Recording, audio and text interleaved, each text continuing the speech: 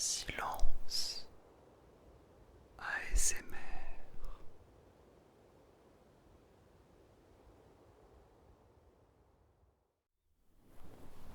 Eh bien, chers amis, j'espère que vous allez extrêmement bien. Je vérifie encore que ce qui m'est bien allumé pour éviter de parler à un mur. Il n'y a rien de pire que d'avoir cette mauvaise surprise au montage. T'es tout content d'avoir tourné ta vidéo et en fait, tu te rends compte que le micro n'a rien capté. Horrible. Pire sensation du monde. Ok, on est bon. Bien les amis, j'espère que vous allez bien. Que vous êtes en forme. Je suis extrêmement heureux de vous retrouver. Je tourne cette vidéo à la suite de celle qui est sortie précédemment. Genre j'ai changé de vêtements pour faire genre que... voilà quoi. C'était un jour différent mais non. En fait je me suis dit mais on s'en fout. Soyons honnêtes. Pour moi ça changera. Après vous allez être lassé de ce t-shirt noir donc bon. Où ça a craqué là. Donc petite vidéo aujourd'hui. Petite vidéo. Toujours en plein après-midi. Et j'avais envie, je me suis rendu compte que c'est un truc que j'avais jamais fait. C'était de vous parler un petit peu de mon métier, de ce que je faisais dans ma vie. J'ai pu y répondre en fait vaguement lors des foires aux questions, lors des FAQ. FAQ. Je fais toujours l'erreur. Foires aux questions, donc FAQ. Ouais. On m'a déjà fait la remarque il y a longtemps et depuis ça me perturbe. Et voilà. Donc mon métier. Non, j'en ai pas trop parlé. J'ai... ouais, je suis un petit peu petit. J'ai mis un petit indice dans la vidéo précédente. Mais là, vous savez quoi, on va en parler un petit peu tranquillement. Alors vas-y, mets-toi à l'aise, prends-toi une petite tisane. Et puis, je vais essayer d'être assez exhaustif. Parce que c'est un... Bon, c'est un métier, si t'es pas trop dans le truc, ça peut paraître un peu complexe. En gros, donc moi je suis en CDI dans... Alors c'est une entreprise dont je tairai le nom, mais qui est donc à l'origine un cabinet en gestion de patrimoine. Et donc moi je suis rattaché au service marketing de ce cabinet. Et dans ce service marketing, je suis chargé de SEO. Alors c'est pas SEO genre S, la lettre I et O, c'est SEO. C'est l'acronyme de Search Engine Optimization,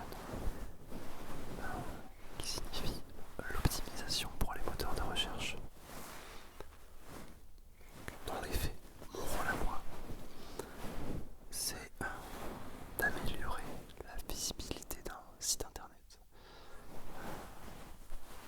au moyen d'un ensemble de techniques que je mets en place sur un site. On dit naturel parce qu'en fait, on oppose souvent le SEO au SIA, où là en fait le SIA, tu vas payer Google pour être présent temporairement sur certains mots-clés. Admettons que tu tiennes un restaurant à Biarritz. Eh bien, tu souhaites être en top position sur ce mot-clé. Et bien là, tu vas payer Google un certain montant. semaine, quand les gens taperont restaurant à Biarritz, restaurant Biarritz, et ben le nom de ton site sera en premier dans Google. Donc ça c'est le SEA. Moi ce que je fais, c'est le même principe, sauf que on ne paie rien. Enfin on ne paie rien. On dit souvent que le SEO c'est gratuit, mais il y a des outils derrière, donc c'est jamais vraiment gratuit. Mais mon but va être le même, c'est de référencer un site sur la première page de Google. Mais grâce à des techniques naturelles, à des stratégies, à des tactiques qui, sur le long terme, vont permettre à un site e-commerce, à un site vitrine d'apparaître en premier dans les résultats de recherche. Est-ce que je suis compréhensible? Est-ce que c'est compréhensible mon métier là?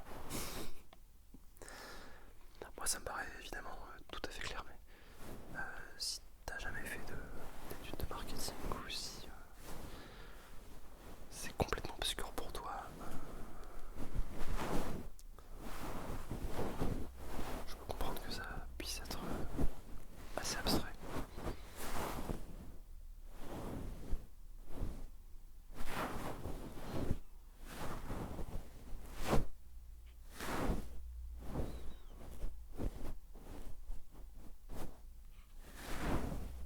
Prenons un site lambda pour amener la chose.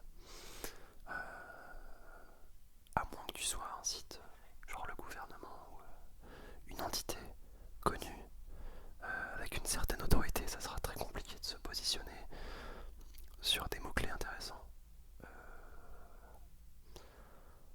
en mettant de côté le SEO. À moins encore une fois d'être un site, voilà, tu vois, boulanger, Darty arrive à se positionner sur des mots-clés liés à l'high-tech, aux livres,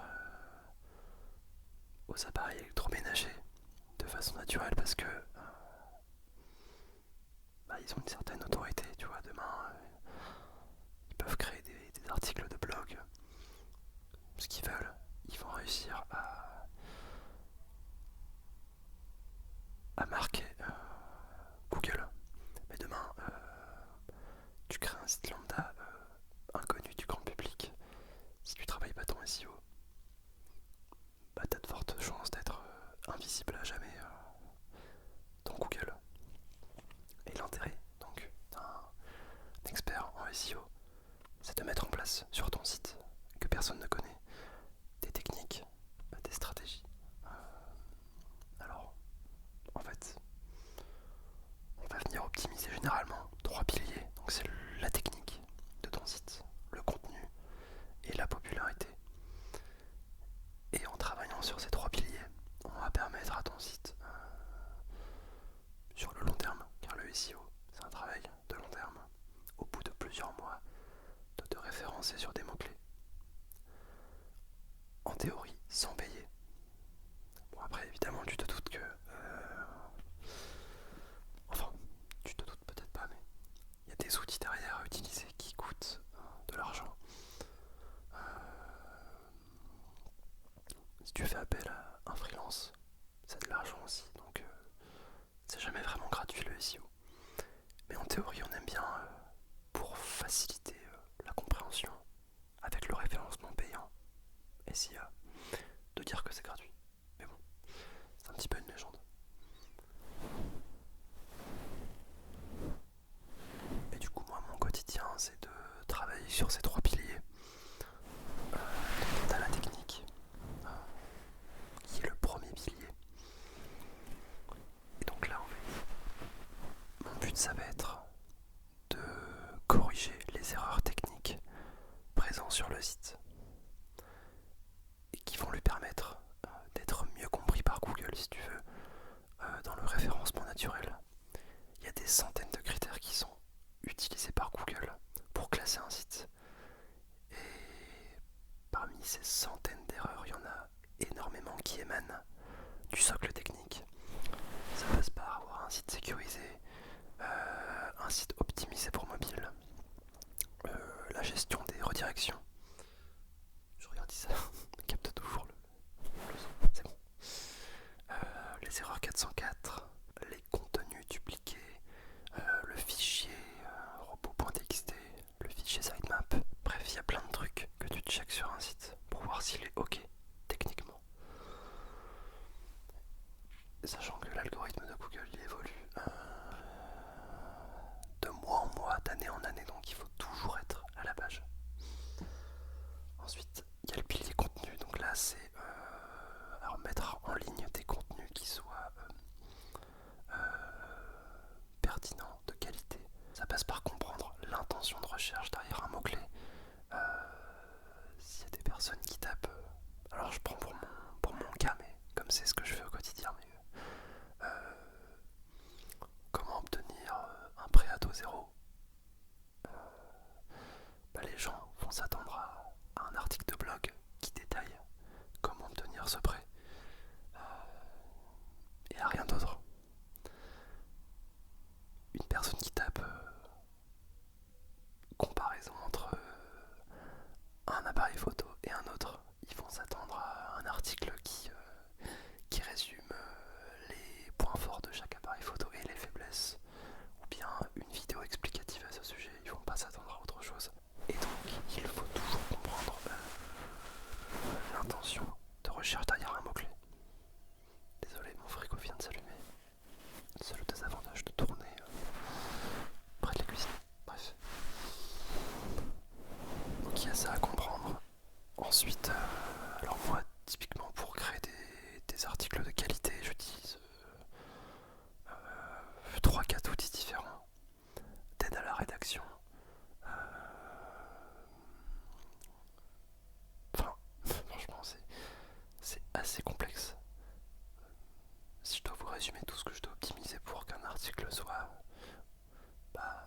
bon pour le référencement, enfin dans le balisage à chaîne, je pense que là je parle un peu chinois, mais t'as la taille des images, la richesse sémantique, le fait que ton mot-clé doit apparaître assez rapidement en haut de page. Il y a aussi le maillage interne. Le maillage interne, c'est quand une page web A fait un lien vers une page web B d'un même site.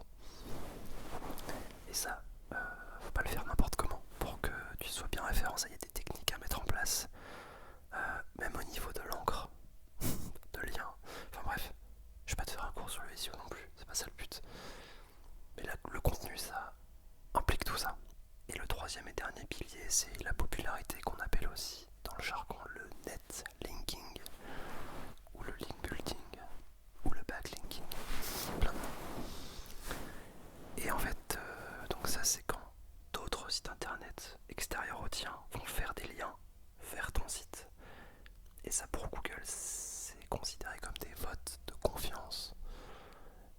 Mais bien évidemment, ça ne se résume pas à ça. Il y a plein de choses à prendre en compte. Il faut que le site qui te fait un lien soit du même, fasse partie du même domaine d'activité. Il faut que le site en question, évidemment, soit un minimum qualitatif. Si c'est un site un peu spammy, ça va plus banaliser ton site qu'autre chose. Il faut qu'il y ait une diversité au niveau des liens, qu'il y ait une part de do follow et no follow qui soit assez bien proportionnée. Bon, là je parle chinois encore une fois, je pense, hein, mais il y a plein de bonnes pratiques également. Quand je te parlais des centaines de critères, ça en fait partie, hein. C'est tout ça le référencement. Et donc typiquement moi ce que je fais, notamment dans mes prestats freelance, c'est que je propose des audits SEO. Je prends un site et je le scanne, je fais un état des lieux complet pour voir ce qui pêche, qui peut bloquer le référencement, et justement les axes d'amélioration, les choses à mettre en place pour que ton site justement il soit un peu mieux apprécié par Google et que ça favorise donc son positionnement. Donc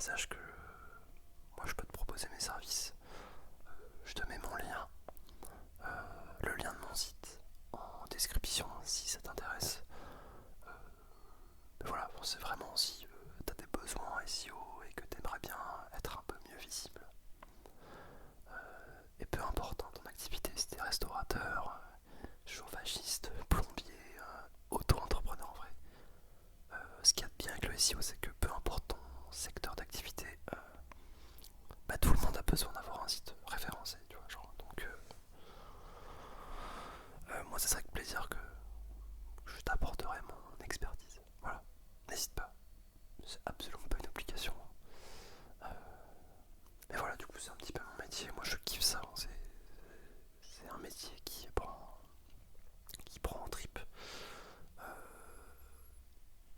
Peut-être qu'il y a des gens parmi vous qui sont également dans le domaine.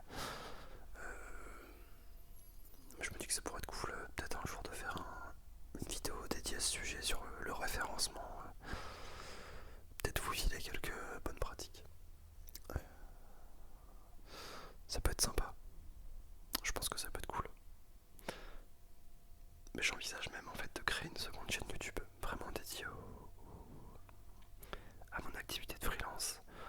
Et justement de parler de tout ça, du SEO, de faire des audits de sites en direct, de vous présenter des outils, des extensions gratuites qui pourraient vous aider justement à piloter un petit peu votre SEO, même sans avoir forcément beaucoup de base. Voilà. En tout cas, dites-moi si ce genre de vidéo vous plairait. Moi, ça me ferait kiffer de le faire.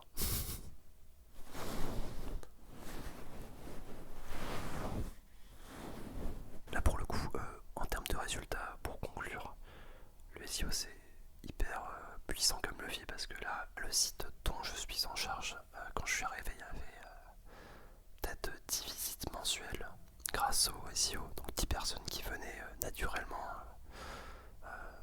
sur le site, on va dire ça comme ça. Et là aujourd'hui on est à plus de 7000 par mois, donc c'est énorme quoi, ça peut être un truc de ouf pour une boîte, tu vois. En tout cas une stratégie SEO bien faite, parce qu'il y a aussi des techniques un peu ce qu'on appelle black hat qui peuvent être mis en place, hein. Mais bon, c'est des pratiques un peu douteuses, un peu spammy,